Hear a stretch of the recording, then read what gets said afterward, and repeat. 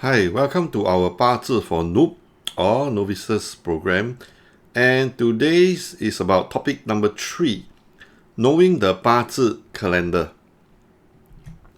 So I'm going to introduce to you the Chinese calendar systems. So how many calendar systems out there for Bazi learners? Meaning when you are learning Feng Shui, Bazi, I Ching, or those Chinese metaphysics subject, how many type of calendar system do you actually have to be mindful of, or probably have to learn them? There are actually 3 types that you actually have to have some ideas at least, So we have the solar calendar, the lunar calendar, as well as the Gregorian. So the Gregorian is the one that we have been using, especially, of course, originated from the Western world, okay, where we actually celebrate our new year on 1st January. So I'm going to proceed with simple explanation on solar calendar. Solar calendar is an extremely important system that we so-called Feng Shui practitioner must know. Of course, you do not need to know the detailed mathematics behind it, but I would expect you to at least understand when it starts and some of the important components in it. So let's begin. You see we have the sun in the middle, and we have planet Earth going one round like this. Alright, so this is known as the yellow path, okay, where the Earth revolves around it. And when Earth complete one revolution, it is, to be exact, 365.2422. Therefore, every 4 years, we actually have an extra day on February. And that year is known as the leap year. So, of course, the ancient scholar, they actually chop up this so-called entire path into 12 pi or 12 segments. Each segment is known as a month, okay? And when they chop it up into 12 months, the Chinese ancient scholar labeled each pi or each segment using earthly branch, okay?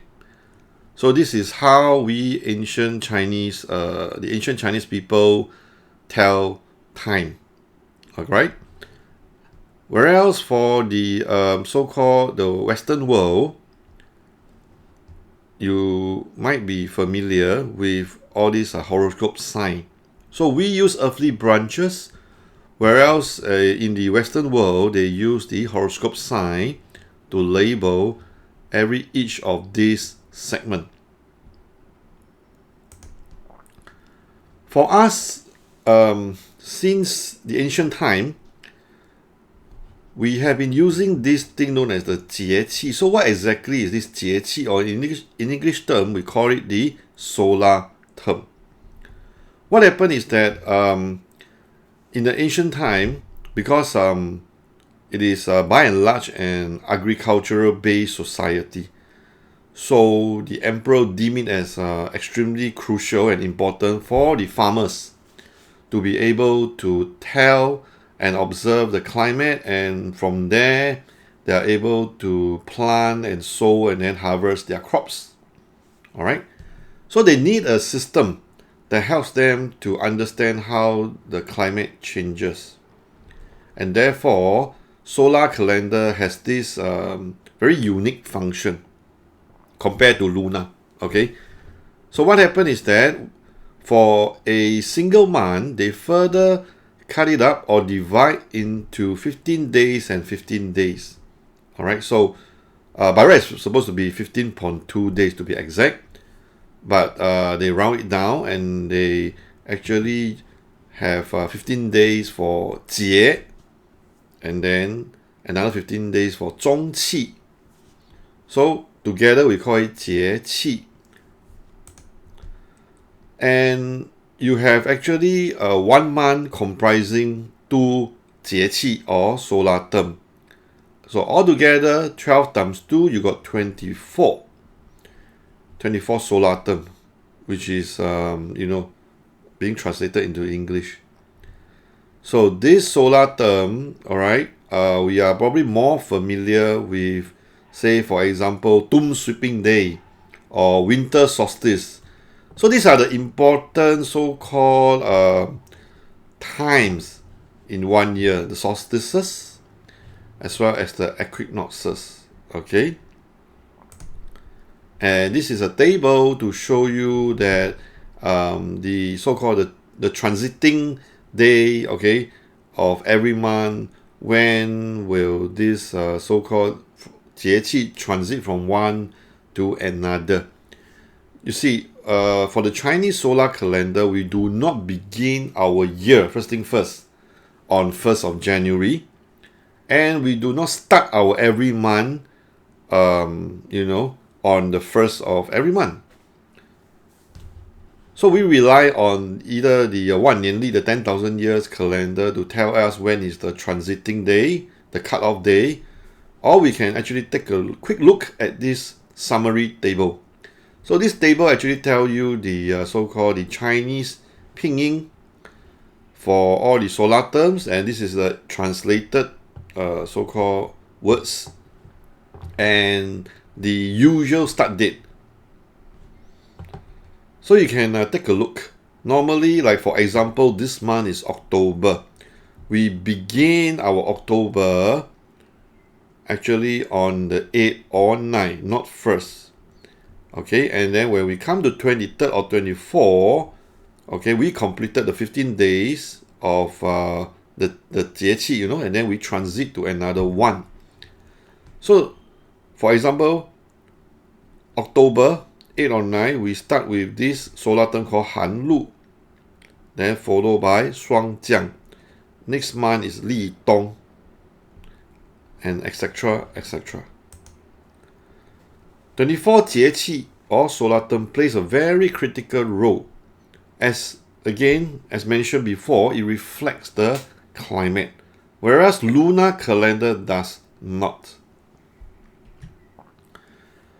So for all Chinese feng shui master or Bazi master, we celebrate our so-called New Year on 4 February. Sometimes it starts on 3rd, sometimes it starts on the 5th. So how do you check on that? You have to actually get a copy of the 万年历 or 10,000 years calendar and find out when is the 立春 of every year. And it actually goes down into the timing as well. Like for example, just an example, although we say that the 立春 is on 4 February, but it could be on, let's say, 13:35 hours, then in transit into the new year. So got to be a bit careful. And where to get the information, please check your 万年历 or the Chinese Almanac 通书. Well, let me now go into simple explanation on the lunar calendar. As the name suggests, it is based on the moon. So this is what we originally have. And now we have the moon going around the earth. So when the moon goes one round the earth, it actually takes around 29.5 days, which means sometimes it complete one revolution within 29 days. Sometimes it takes 30 days. Okay, there will never be a situation where you need 31 days. So the lunar calendar, more importantly, is for Chinese, right? Normally we look at when is the new moon going to start. Okay, when is the new moon? When is the full moon? For sometimes folklore reason, and of course, as a teacher that teach Vedic astrology, we are also very concerned with the waxing and waning of the moon, especially for me, where I research into the correlation between the waxing and waning of the moon as well as the stock market movement. So because we are directly and very intimately influenced by the moon, since moon is the so-called closest planet to Earth, okay, and it does affect our mood. The high tide, low tide since its so-called gravitational pull does, really have an impact on the Earth. So let me just give you some tips. So for solar calendar system is where the Earth orbits the Sun. Normally we use it for Chinese metaphysics calculation. Alright, like 八字, 风水, 易经, etc. Okay, we need to know this. More so if you are into 奇门遁甲, because the entire backbone of 奇门遁甲 calculator, or the calculation and the calendrical system, is all leveraging on the solar calendar, the 24 节气. Okay. For lunar calendar, the moon orbits the Earth. Usually, we need to observe this, as mentioned, for more of culture or religious practices. Like some people during 初一十五, the first day or on the 15th day, they have to go vegetarian. Or certain day they have to pray to the deity because it's their birthday. It is usually 11 lesser days than solar calendar. So normally for a lunar year, it is about 354 days. Today, we have calendar that combines everything. We have those thing called yellow calendar where we combine solar, lunar, as well as Gregorian. And we call it the luni-solar calendar system. Okay? So you can, at one look, find out all the information. So for lunar calendar to align with solar, every 19 years there will be 7 intercalary months. Okay, so this is a bit more complicated. Normally I'll explain this in my date selection course.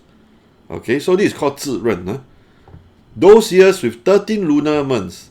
Yes, there are years that there is this 13 lunar month thing, one extra more month, because it's known as the lunar leap year. Okay, because of Chinese we call it, or Hokkien we call it 轮贵. Okay, 自认.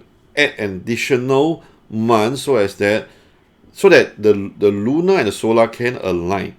In 奇门遁甲 we do this. Okay, and such leap year can contain or consist up to 384 days. So for a typical lunar calendar year, it ranges from 354 to 384 days. As short as 354, as long as 384.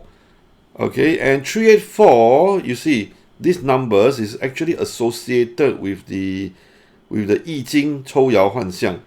Okay, where you have 64 hexagram and you multiply by another 6 爻, it should give you this number.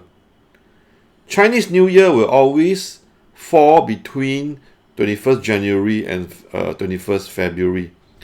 So for Chinese who celebrate Chinese New Year, okay, how do we know when will be the Chinese New Year day 1, day 2? Okay, it's based on lunar calendar. It's not solar calendar, but more on lunar calendar. All right. So this is just a sample of what we call 黄历 or yellow calendar. So inside there are a lot of information. Some are actually obsolete information, not so important. Some are really folklore based. So more importantly is we look at this. This is actually the so-called Gregorian calendar number. Like over here it mentioned 2014, 9月13 means the 13th of September. 农历8月 means the lunar month number 8. Okay, and then of course they will show you all the stems and branches, etc., etc.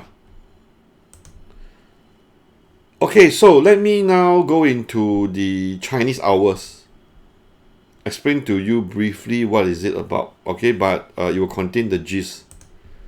So, in case you do not know, 1 Chinese hour, or we call it the 时辰, is equal or equivalent to 2 English hours. And again, we are using the 12 earthly branches to label the hours. So at one shot, okay, I hope that you can see. This one is not really a the clock thing, but I thought it will be easier for you to understand. Like when I put it this way, for example, 丑 or ox hour will start from 1 to 3 a.m. But to be actually very exact and precise, it starts at 1 a.m. and ends at 2:59 a.m. Okay, but for simplicity, I just put 1 to 3 a.m. Then for tiger hour, the 寅时 is 3 to 5. Then 卯时 5 to 7, and so on and so forth until the horse hour, which contains the early, so-called the morning as well as the afternoon, the transiting hour here, 11 a.m. to 1 p.m. Then you just carry on, okay? But one thing I must highlight here is that in our school, or for some Bazi Academy, we do subscribe to the notion of night red and early reds. Basically, we believe that our day starts from 0000. Okay? That is the most yang part of the day, where we begin our day. Alright? Well, nevertheless, I have to tell you that some schools, or some even calculator, they start 2300 hours as a new day. So this is the table, okay, to sum it up. So we have this thing called the early red hour, where we start from 0000, and we have this thing called the night red hour, which is between 2300 to 2359. What does this mean? This means that we have actually 13 Chinese hours altogether. Alright, 13 because we split the red hour, okay, 2 hourly into 1 hour each. As mentioned, some schools or Bazi calculator, especially made in China, you got to be careful. They do not subscribe to the theory of early and night red hours. Okay, so what happens is that their new day begins on 2300. So let me just share with you some interesting fact. While there have been many controversies over the use of night and early red hour in the plotting of Bazi, I personally subscribe to the notion of dividing the red hour into 2 segments. In the study of 12 Chinese zodiac signs, the ancient scholars probably have their reasons to assign different animals to different Chinese hour, which can be seen as either yin or yang hour branch.